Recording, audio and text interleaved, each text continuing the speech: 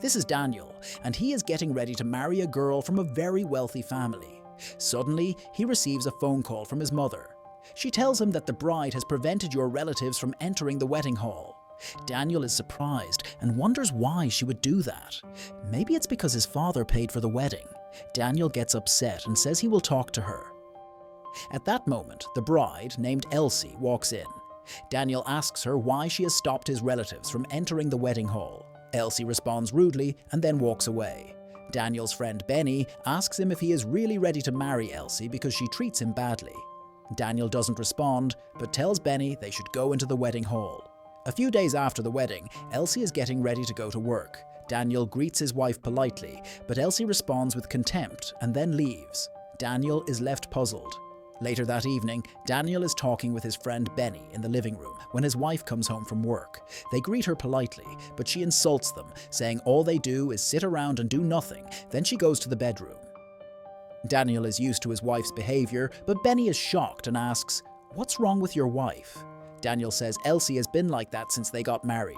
Benny replies that if marriage is like that, then he will never marry. At bedtime, Daniel asks Elsie how long she plans to mistreat him. He continues, saying just because he doesn't have a job doesn't mean he'll never find one. Elsie tells Daniel he is lazy and has become complacent ever since he married her, thinking he'll get wealth from her father. Daniel is shocked to hear this and tells Elsie that he didn't marry her for her family's wealth, but out of love. Elsie doesn't even want to listen. The next day, Elsie visits her parents' home. She scolds the security guard without any real reason. Then she and her mother go inside. Elsie greets her father, Mr. William, a highly respected man. Later, the family is at the table eating when Elsie starts scolding the maid for no reason. Mr. William just watches his daughter, then asks if her husband has found a job. Elsie says Daniel isn't looking for one, he just sits at home. Mr. William is surprised and asks how Daniel can live without a job.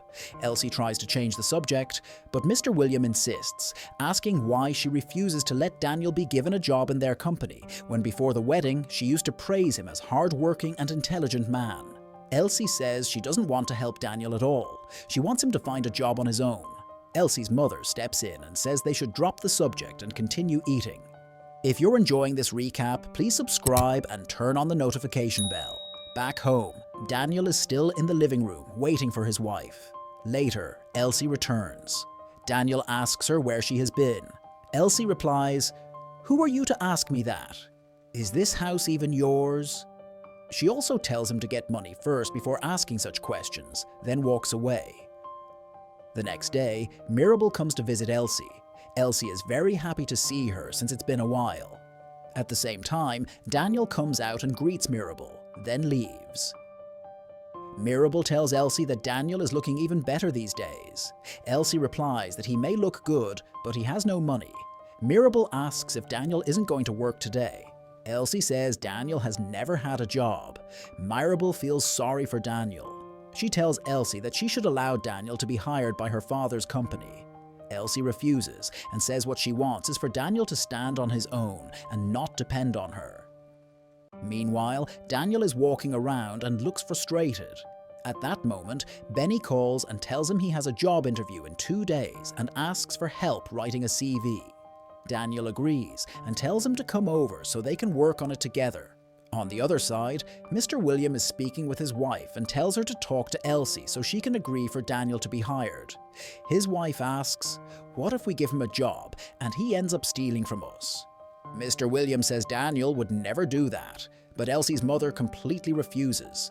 Mr. William is left wondering what problem his wife and daughter have since they treat Daniel so badly. Another day, Elsie and Mirabel are planning to go out. Elsie calls the guard and asks where her other car is. The guard says Daniel took it. Elsie gets very upset. She calls Daniel, but he doesn't answer. Elsie becomes furious. Mirabel tells her to calm down and just take another car. Elsie says she wants the exact car Daniel took.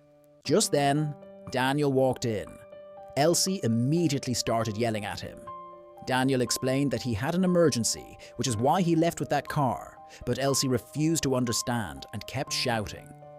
Elsie called the guard, threw the car keys at him, and warned him that if he ever let her car leave again without her permission, he would be fired. Then they got into the car and left. Daniel clearly regrets marrying Elsie. Later, Benny came to visit Daniel. Daniel told him he was tired of the marriage and wished he had listened to Benny when he warned him not to marry Elsie. Benny sympathized his friend. On another day, Daniel went out to look for a job again, but came back empty-handed. As soon as Elsie saw him, she knew he didn't find anything, and instead of comforting him, she insulted him. Daniel stood up and went to the bedroom. While in the bedroom, Daniel received a phone call from Benny, who was overjoyed. Benny told him he had successfully gotten a job. Daniel congratulated his friend. Then he sat down and wondered why he doesn't get a job. After that, he went to the kitchen to find something to eat, but found nothing. Elsie came into the kitchen. Daniel asked her, "Where is the maid?" Elsie said the maid had gone home. Daniel asked, "What are you eating then?" And Elsie replied that it was none of his business. Daniel said, "All right, but please open the food store so I can cook something. I'm really hungry." Elsie told him the maid had the keys. Daniel was shocked and went to bed hungry, but he couldn't bear it for long. When he saw that Elsie was asleep, he quietly got up, took the keys, went to the kitchen and started cooking. A few days later, Benny visited Daniel. Benny thanked Daniel so much for helping him get the job. Benny went to his car and came back with a valuable watch, which he gave to Daniel as a gift. Daniel thanked him warmly, and Benny drove back to work. One day, Daniel was sitting at a restaurant waiting for Benny when a young woman came and started talking to him. When Daniel saw her, he realized it was Nancy, someone he had gone to university with. Just then, Benny arrived and was surprised to see Nancy there.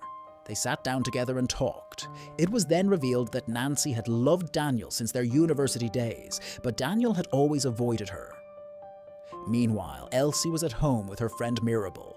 Mirabel said she was hungry and asked, "Where is your maid?" Elsie replied that she had sent her back to her home. Mirabel began complaining, saying she knew Elsie did it to punish Daniel. Elsie said she couldn't keep feeding Daniel forever. He should go out and get a job. Later, Daniel returned home and was on the phone with Nancy, telling her how much he had enjoyed the day. Nancy asked if they could go out, just the two of them, tomorrow if he wasn't busy. Daniel agreed, and they said goodbye. Elsie came in and started complaining again, saying Daniel had no money and no job. Please, don't forget to like and subscribe. The next day, Daniel and Nancy went out. Nancy noticed a ring on his finger and asked if he was married. Daniel said he was. Nancy told him she had never stopped loving him since university. Daniel brushed off the topic. Nancy then asked how he lived with his wife if he had no job or money. Daniel said his wife paid all the bills. Nancy asked if his wife mistreats him. Daniel said yes, she does. Nancy felt very sorry for him.